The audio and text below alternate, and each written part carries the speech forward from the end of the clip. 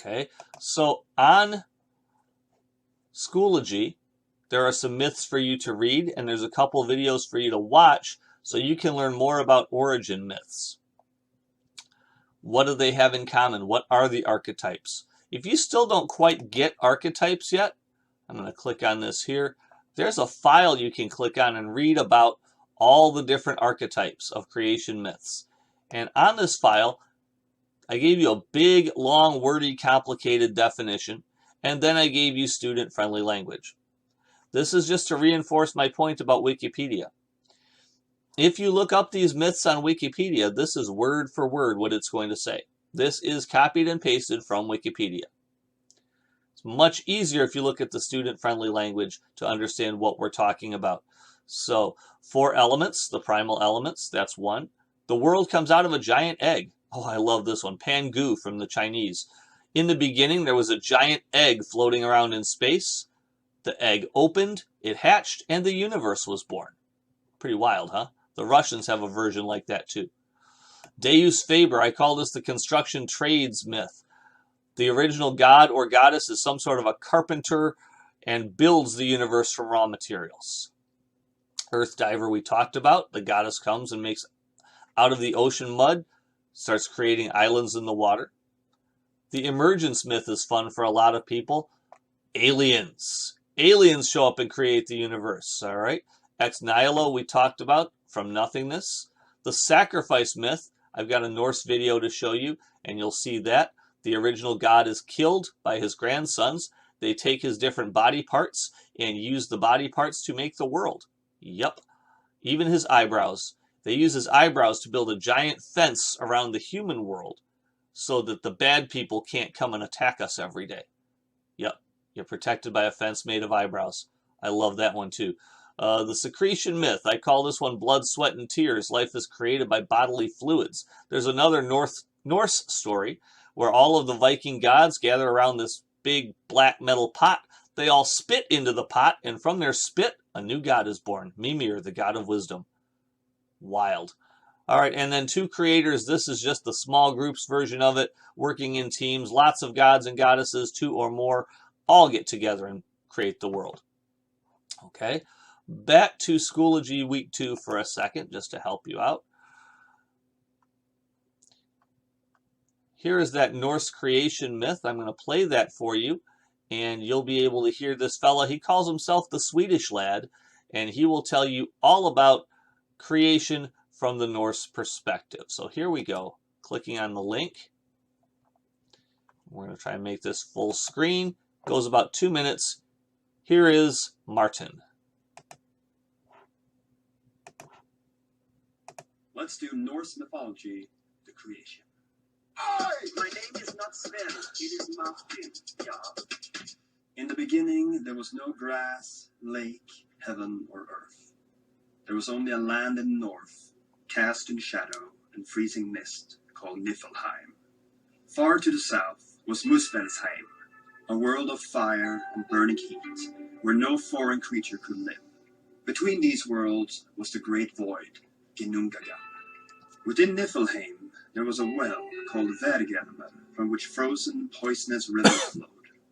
And when these flowed far enough, they turned to ice. From this, layer by layer, an enormous frost giant took form, and it would have stayed frozen had it not been for the warmth of Muspelheim. The giant Ymir was awake.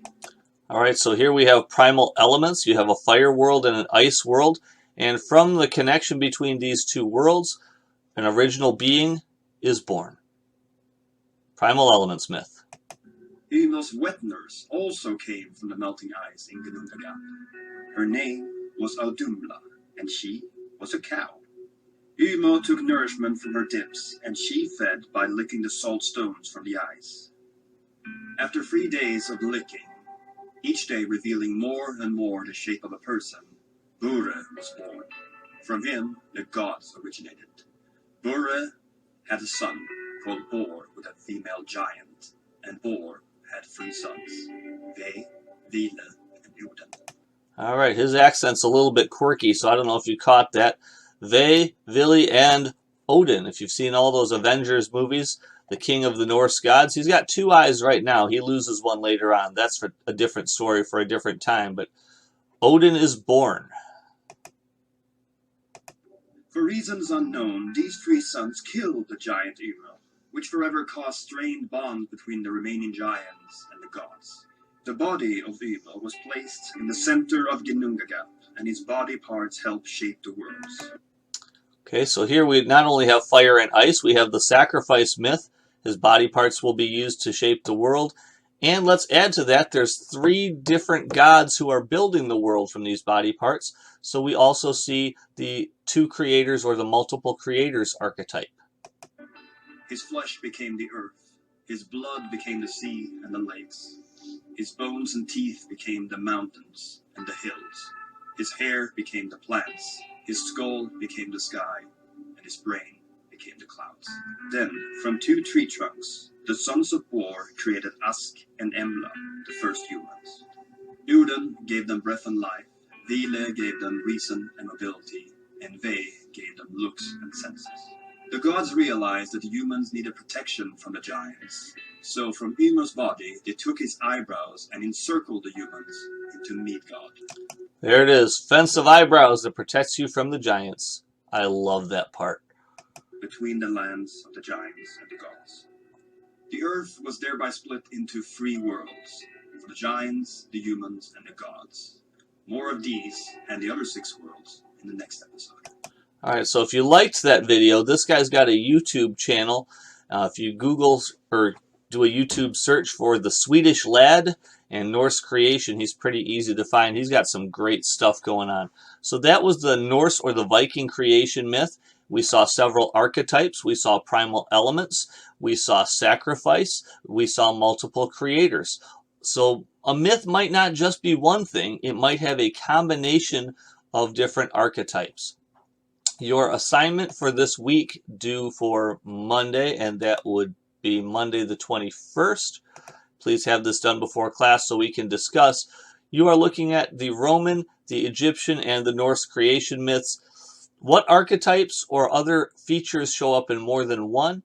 How is each one of those things unique? You're going to go to the writing prompt on creation myths. Okay, you will see a button over here that allows you to submit, and then you can give me your response. Here are your directions on this side. All right, so hopefully that helps you to understand a little bit about origin or creation myths. We'll use those terms interchangeably. On Monday, we will look at the big famous one, which is the Greek creation myth.